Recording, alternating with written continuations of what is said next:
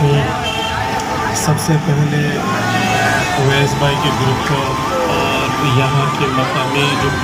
Community جمع ہوئی اس زہر قاتل منشیات کے لیے، اس کے خلاف جہاد کے لیے نکلے ہیں۔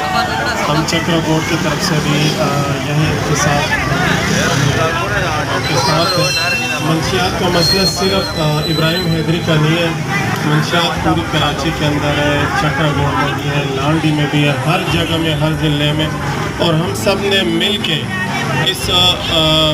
اس ناسور کے خلاف جہاد کرنا ہے۔ اور ہم جب تک